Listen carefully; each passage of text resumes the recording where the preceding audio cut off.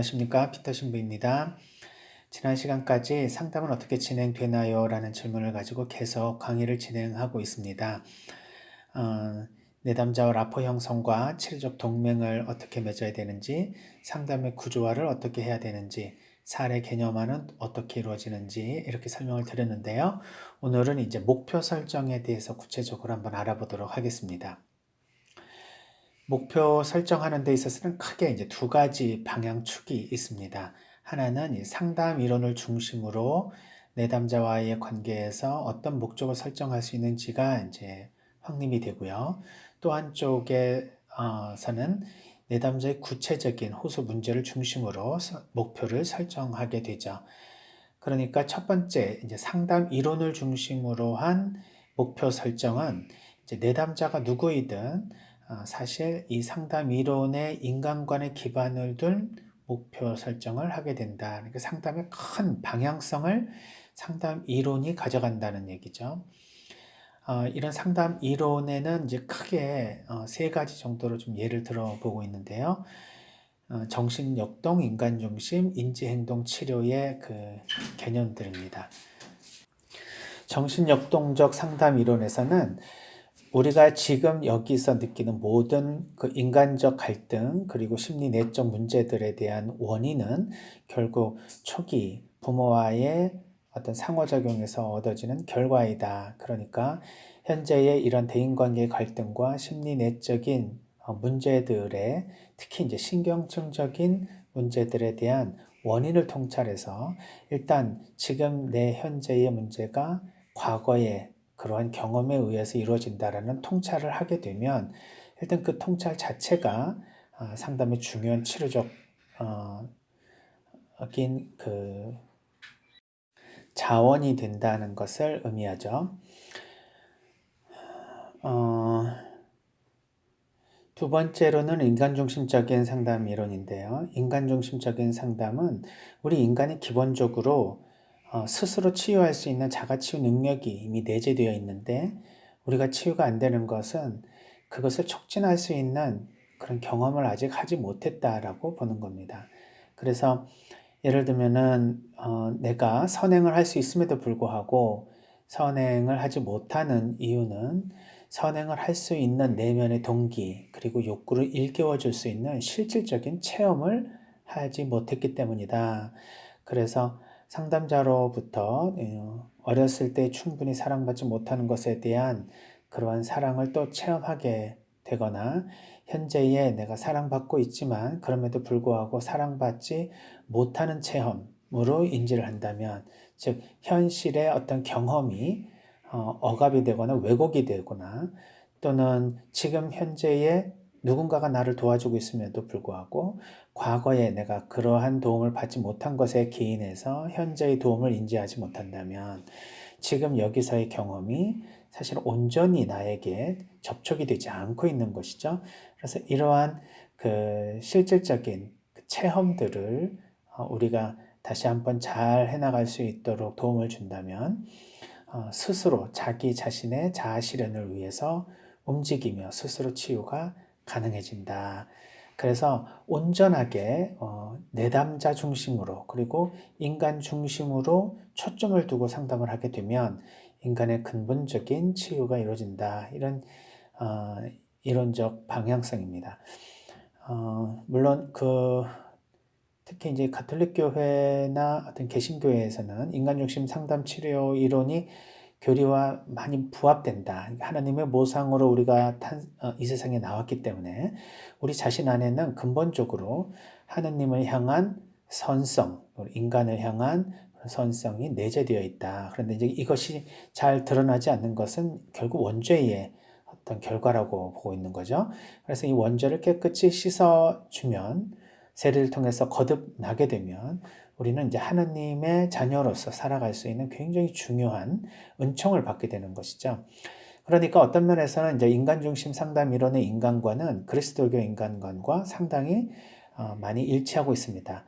그렇지만 이제 폴 비츠라고 하는 그 뉴욕 심리학과 교수, 전 뉴욕 대학교 심리학과 교수였는데요. 이분이 이제 종교가 된 심리학이라는 책을 썼죠.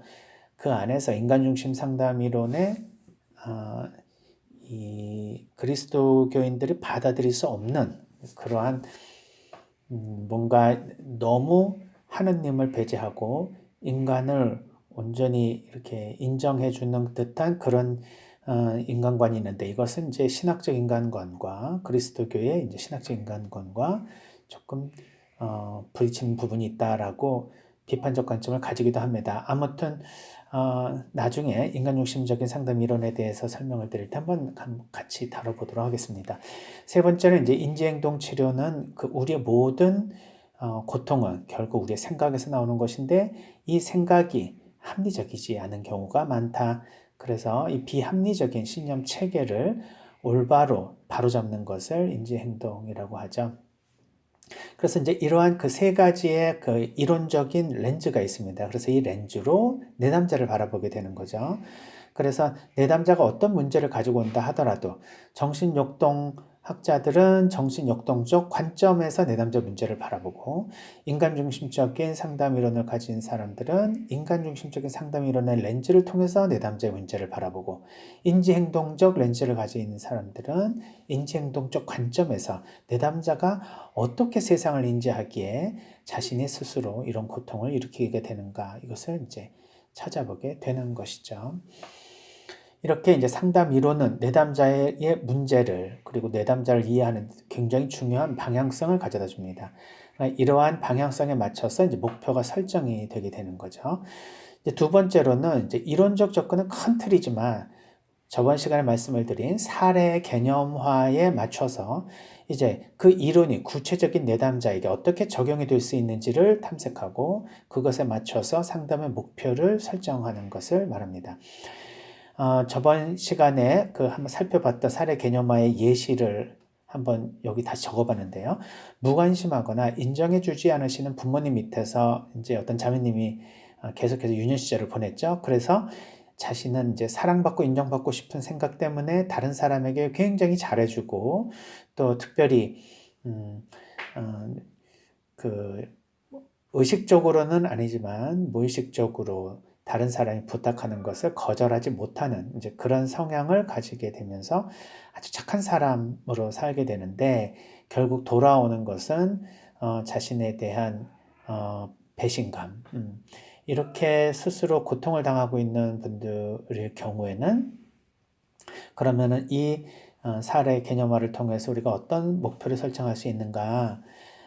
자신의 이러한 그 다른 사람에게 거절하지 못하고 또 늘 다른 사람에게 끌려다니면서 남에게 무엇인가를 선행을 하지 않으면 안 될 것 같은 자신의 행동의 횟수를 줄이고, 그러한 이제 마음의 강도, 그러니까 어떤 남을 위해서 무엇인가 한다라고 하는 그러한 그 구체적인 행동들에 있어서 내가 감당할 수 있는 것은 괜찮지만 감당할 수 없는 정도의 강도를 가지고 있는 행동은 실제로 하지 않는다.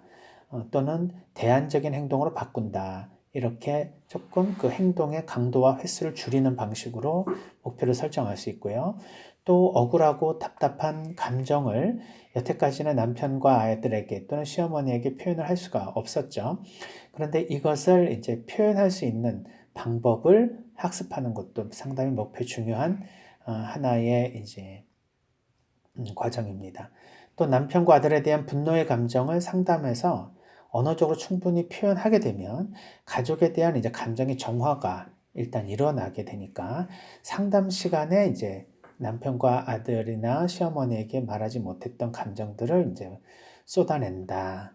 즉, 충분히 이 감정을 언어적으로 표현하고 그 감정에 대한 타당화를 상담자로부터 얻게 되면, 집에 가게 되면 거기에 가족들의 구성원들에게 쌓였던 감정들이 일단 조금 정화가 된 느낌으로 편안하게 사람들을 만나게 됩니다. 그러니까 상담실 자체가 어떻게 보면 정서적인 쓰레기통이다, 이렇게 볼 수도 있겠죠.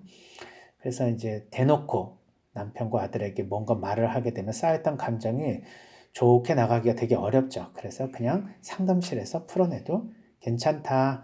이렇게 되면 우리는 이러한 과정을 감정의 순화 과정 또는 정화 과정 또는 감정의 환기 과정이다. 뭐 이렇게 표현을 하기도 합니다. 예를 들면은 또 사례 개념의 두 번째 예로 놓고 볼 때 폭력적인 아버지에게서 두려움과 분노를 체험한 내담자가 나중에 성인이 되면 권위자에 대해서 분노를 느낄 때가 있습니다. 그러니까 학교 선생님이라든지 아니면 뭐 교회의 목사님이라든지 신부님이라든지 이렇게 어떤 권위자가 있을 때 권위자에 대해서 특별히 막 엄청난 분노가 생길 수가 있다. 근데 그것은 그 권위자의 어떤 행동과 말로 인해서 생긴 것이라 볼 수도 있겠지만 다른 사람에 비해서 내가 자주 느끼고 또 강하게 느낀다. 이렇게 되면 분명히 나는 다른 사람보다 뭔가 더 덧붙여서 느끼는 감정이 뭔가 이게 제곱이 돼서 들어오는 이런 방정식을 마음에 갖고 있지 않겠습니까? 그러니까 왜 나는 다른 사람이 하나에 대해서 뭔가 이렇게 불편한 감정이 오면 나는 그게 두세 개의 강도로 느껴지는가? 이것은 비슷한 체험을 과거에 했기 때문에 내가 그 체험에 대한 그 고통이 지금 현재의 어떤 고통을 가중시키는 원인으로 작용한다. 근데 이게 이제 정신역동적인 관점에서의 얘기죠. 그래서 이제 자신의 분노에 대해서 충분히 이해하고 그 분노의 강도, 횟수를 줄인다. 이렇게 상당히 목표를 잡을 수도 있고요. 분노를 화로 표현하기보다는 자기 주장, 자기 표현으로 분노를 표현한다. 그러니까 이제 우리가 화를 내야 됩니까? 말아야 됩니까? 이렇게 물어보면 화는 내는 것이 아니라 표현하는 것이다. 이렇게 말할 수 있겠죠. 뭐가 화를 내는 것이고 뭐가 화를 표현하는 것이냐 이런 그 이야기를 하게 되는데요.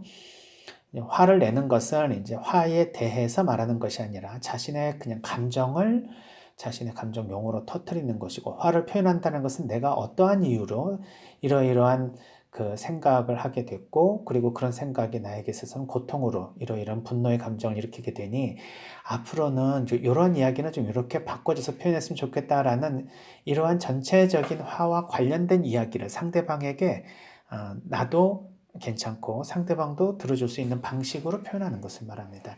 쉽지 않죠. 이미 화나는데 무슨 표현을 하게 됩니까? 화나면 터트려야 되죠. 그렇지만 화가 1에서부터 100점까지면 2, 30 정도 올라왔을 때는 이런 표현이 가능하게 됩니다. 그러니까 내가 화에 이르게 되는 감정의 여러 과정들을 하나하나 내가 알고 인지하게 되면 이미 내 안에서 뭐가 화가 움틀움틀 올라온다, 꿈틀꿈틀 올라온다 이렇게 생각이 될 때 그 화가 나는 자극으로부터 내가 일단 벗어나거나 아니면은 내가 이런 화가 올라오고 있으니 이걸 빨리 뭔가 표현을 해야 되겠다 라고 생각을 해서 적절한 언어적 표현을 사용하거나 이런 방식의 내 자신의 적절한 분노 조절의 방식을 선택할 수 있다는 것이죠. 또한 아버지에 대한 분노 감정을 상담에서 아까도 말씀드린 것처럼 충분히 상담자와 함께 감정에 대해서 이야기를 하게 되면 아버지와의 갈등의 횟수가 실제로 좀 많이 줄어듭니다.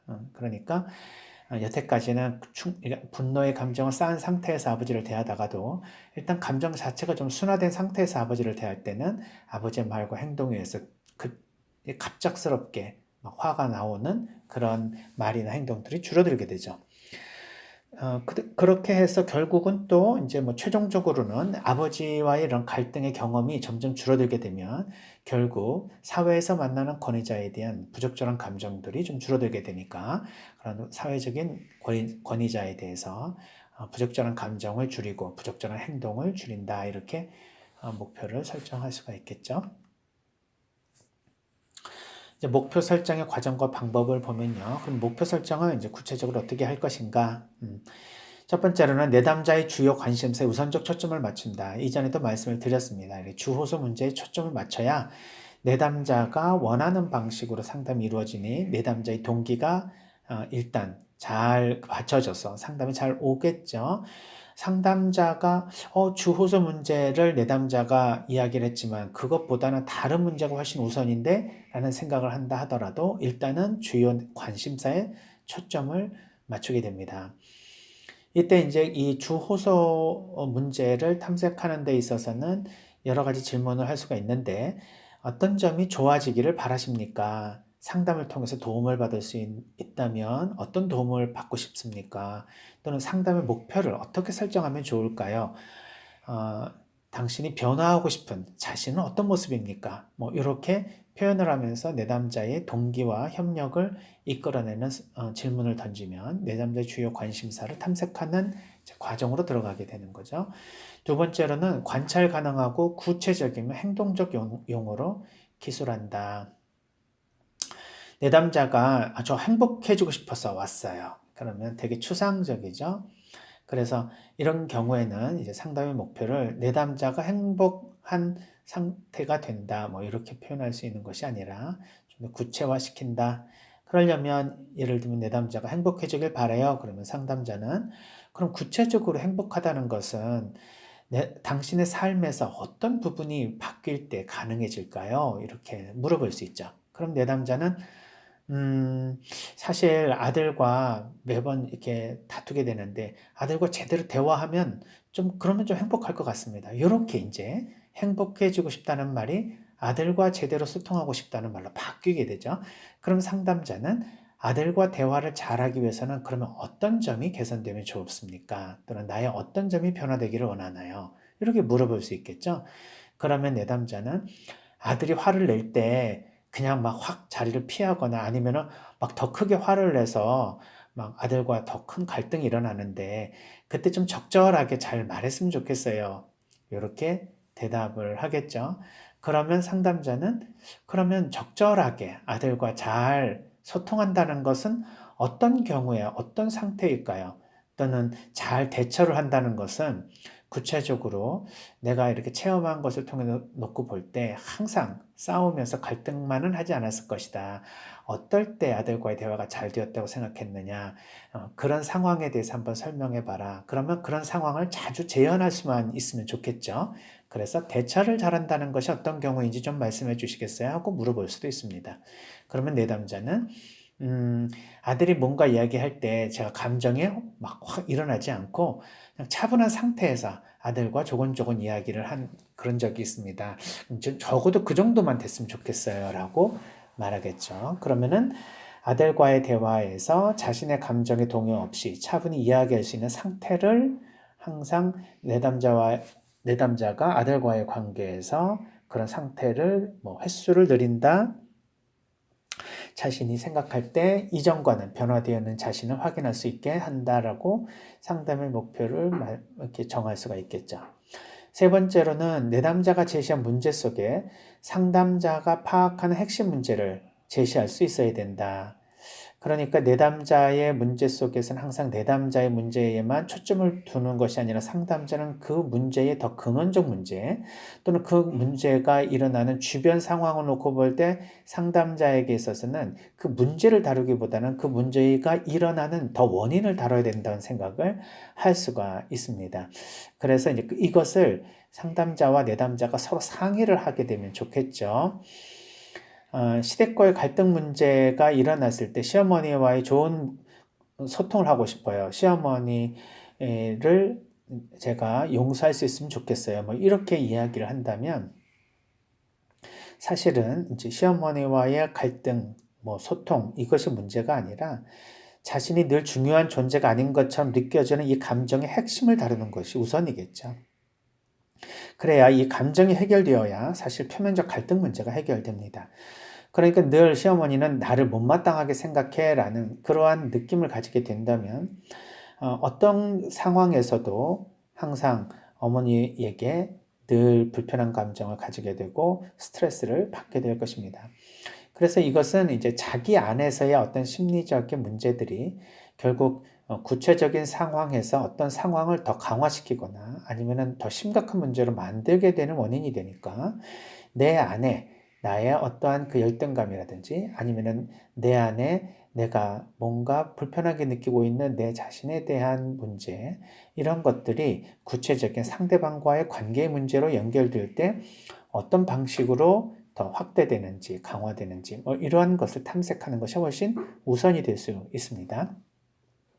그러나 상담자가 내담자가 난 시어머니와 좋은 관계를 맺고 싶어요 라고 이야기했을 때 그것보다 내 자신의 심리적인 문제를 우선적으로 다뤄야 됩니다 라고 하는 것이 내담자가 이해되는 방식으로 또는 그러한 것이 이해될 수 있는 상황에서 말을 해야지 갑작스럽게 준비가 되지 않은 내담자에게 상담자가 생각하는 상담의 목표를 제시하게 되면 그러면은 이제 내담자에게 있어서는 조금 이해가 되지 않는 상담 또는 준비가 되지 않은 상담으로 상담의 동기가 약화되고 그리고 내담자와의 관계에서 라포가 깨질 가능성이 있으니까 지혜를 가지고 상담자의 이야기를 내담자에게 할 수 있어야 되겠죠. 네 번째로는 목표 설정 후에 이에 대한 전략을 내담자에게 설명해 주는 것도 굉장히 중요합니다. 예를 들면 잠을 잘 수가 없어서 찾아온 내담자는 불면증 치료를 받고 싶어서 왔다고 말할 수 있습니다. 이럴 때 이제 보통 심리 치료로 불면증을 치료할 수 있을까? 이거는 약물 치료 대상이 아닐까? 이렇게 생각하시는 분들이 계시는데요. 불면증의 사실 원인은 심리적인 것에 있기 때문에 심리적 안정은 자연적으로 불면증을 개선하는 결과로 이어질 수가 있겠죠. 그런데 불면증이 준다, 없어진다, 또는 잠을 몇 시간 잔다, 잠의 수면의 질을 높인다, 뭐 이런 식으로 상담의 목표를 잡을 수도 있고요. 아니면은 상담의 목표 자체를 불면증에 두지 않고 불면증을 일으키는 불안, 우울, 이거에 초점을 맞춰서 근원적 치료를 시도할 수도 있습니다. 그러니까 내가 불면증이라고 하는 것에 대한 구체적인 개입을 어떤 방식으로 할지에 대해서 내담자와 그 과정에 대한 설명을 하게 되는데 예를 들면 불안이나 우울이 불면증의 원인이니 불안의 감소를 위해서 어떤 방식으로 상담이 이루어질 것입니다. 우울을 감소하기 위해서 어떤 방식으로 상담에서 상담적 개입이 있을 것입니다. 라고 설명해 줄 필요가 있죠. 이렇게 되면 내담자가 더 목표에 집중할 수 있고요. 그 과정에서 이 치료적인 그런 여러 기술들이 그것이 자신에게 어떻게 도움이 되는지에 대해서 이해를 할 수가 있어서 오히려 상담에 적극적으로 임할 수가 있을 것입니다. 다섯 번째로는 비현실적 목표를 호소할 때는 현실적 목표로 수정해준다. 비현실적 목표가 뭐가 있을까요? 저는 뭐 완벽한 사람이 되고 싶어요. 뭐 이렇게 얘기를 한다면 완벽한 사람이 되지 못하면 어떨 것 같습니까? 했을 때 되게 무시당하고 그리고 사람이 능력이 없는 것처럼 사람들에게 조롱을 받을 것 같아요. 라는 질문을 통해서 대답을 하게 될 수 있다. 그러면 내가 결국 다른 사람으로부터 인정을 받고 또 다른 사람부터 좀 존중을 받을 수 있는 사람이 되고 싶다는 얘기입니까? 라고 말을 할 수가 있겠죠. 그래서 완벽한 사람이 되고 싶다는 욕구에 더 근원적으로 어떤 상태가 되고 싶어서 사실 그것에 대한 방법으로 자신은 완벽한 사람이 되어야 되겠다고 생각했는지 좀 더 깊이 들어가게 되면 상담의 목표를 훨씬 현실적인 목표로 바꿔줄 수 있다. 이럴 때 이제 예를 들면 실수하지 않는 사람이 되고 싶어요 라고 말을 할 때 실수하지 않도록 상담의 목표를 잡는 것이 아니라 실수하면 어떻게 되는가? 그럼 내가 되게 바보같이 느껴지고 내가 사람들에게 무시당할 것이다.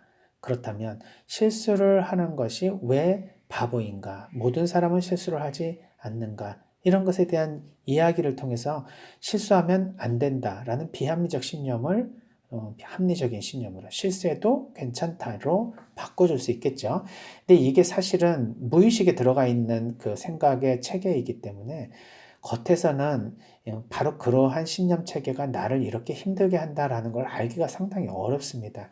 그래서 무의식적인 이런 신념 체계를 이렇게 대화를 통해서 통찰할 수 있도록 도와주는 것, 이런 것도 굉장히 중요한 상담의 목표가 될 수 있겠죠.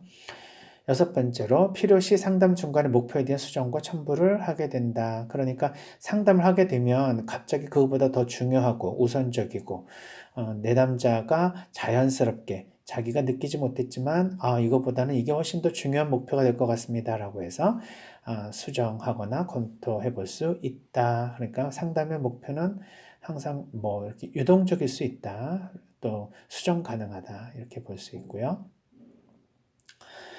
마지막으로 이제 방어적인 내담자인 경우에는 상담자가 조금 내담자 욕구를 파악해서 상담의 목표를 좀 잡아주는 것이 중요합니다. 그러니까 내담자 스스로 자신의 문제에 대한 목표를 잡기가 되게 어려울 수 있죠. 상담의 동기가 이제 약한 내담자가 올 경우에 그렇습니다. 그럼 이제 자기 자신은 난 모르겠어요. 내가 뭐가 문제인지. 선생님이 알아서 해주세요. 이렇게 말을 하기도 하죠. 그때는 이제 내담자가 그래도 뭐 문제가 무엇이냐 물어보면은 뭐 다 문제다. 난 잘 모르겠다. 이렇게 방어적으로 나올 수 있으니까 나는 어떤 사람이 되고 싶나? 또 세상이 만약에 바뀐다면 어떤 세상이 되기를 바랍니까? 하는 포괄적인 질문을 던져서 구체적으로 자기 자신의 어떤 내면을 탐색하는 것이 아니기 때문에 편하게 이야기를 하다 보면 결국 그 안에 자신의 욕구가 숨겨져 있을 수 있고요. 이렇게 묻어져 나올 수 있거든요. 그래서 구체적인 내담자의 욕구를 파악하기 위해서는 좀 포괄적 질문을 던지기도 합니다.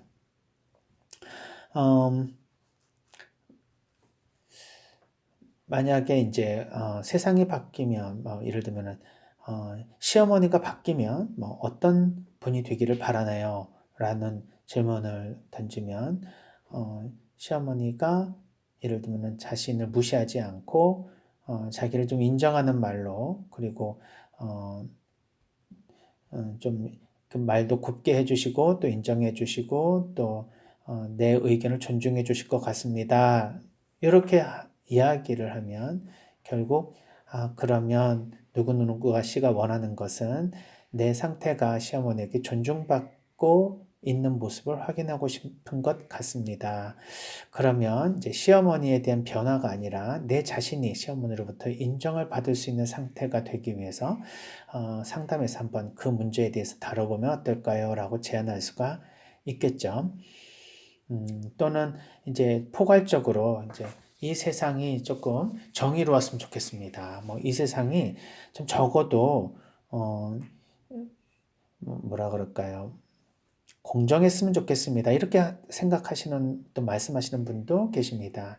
그렇다면 이 이야기를 계속하게 될 때 누구시 이야기를 들으니까 내가 이렇게 그 사람에게 뭔가 베푼 선행이 돌아오는 것을 꼭 이렇게 내가 원하는 방식으로 돌아오지 않는다 하더라도 적어도 이렇게 배신은 하지 않아야 된다는 생각을 하고 계신 것 같습니다. 그래서 당신의 얘기를 들어보니 이러한 그 공정하지 못한 것에 대한 즉 내가 사랑을 이만큼 베풀었음에도 불구하고 사람들은 그것을 인정해 주지 않을 뿐만 아니라 오히려 내 자신의 기대와는 전혀 다른 방식으로 나에게 응답하는 또는 나를 다루는 이런 모습들의 화를 또는 분노를 가지고 계시는데 우리 이 문제에 대해서 다뤄보면 어떨까요? 라고 제안을 하게 되면 보통 저번 시간에 사례 개념할 때 이야기했었던 것처럼 다른 사람에게는 늘 잘해주지만 자신은 늘 인정받지 못하는 것에 대한 분노, 이것에 대한 많은 부정적인 감정을 가지신 분들에게 상담을 통해서 그런 방식이 아닌 다른 방식으로 내 자신의 자존감을 높일 수 있는 그런 상담의 목표를 설정할 수가 있겠죠. 상당히 많이 있습니다. 우리 신앙인들 중에서는 타인을 사랑하라고 하는 이웃 사랑에 대한 어떤 사랑의 의무 또 과제를 수행하는데 이것에 대한 상처가 보통 너무 심하지 않습니다. 내가 그렇게까지 뭐 응답해 달라는 건 아니고 보상해 달라는 말은 아니었지만 적어도 인간이라면 나한테 이래서는 되지 않습니까? 이렇게 이야기를 하는 것이죠. 그런데 그럼에도 불구하고 상대방이 나한테 그렇게 행동하는 것을 우리가 이렇게 저렇게 해달라고 요청하기도 어렵습니다. 상대방의 삶에 대해서 내가 영향을 미칠 가능성이 거의 없는 거죠. 그렇다면 그런 상황으로 이끌지 않고 내가 내 자신 안에서 스스로 내 자신이 인정받고 또 내가 스스로 자존감을 회복할 수 있는 방식은 꼭 상대방을 통해서 얻을 수 있는 방식이 아닌 내가 스스로 얻을 수 있는 방식으로 나아갈 수 있다는 것을 확인하고 연습하고 체험하고 그리고 그러한 방식으로 자신의 삶을 바꿔나갈 수 있다면 다른 방식의 대인관계가 형성이 될 수 있을 것입니다. 자, 목표 설정에 대해서 오늘은 알아봤는데요. 이제 상담에 이런 목표가 있는 그런 전문적인 과정이라고 설명을 드렸고, 그렇기 때문에 목표 설정은 바로 이런 이론적 이론적인 어떤 인간관을 중심으로 해서 내담자의 구체적인 사례 개념화를 통해서 목표가 설정이 된다. 이렇게 말씀을 드렸습니다. 다음 시간에 뵙겠습니다. 감사합니다. 동글동글 콩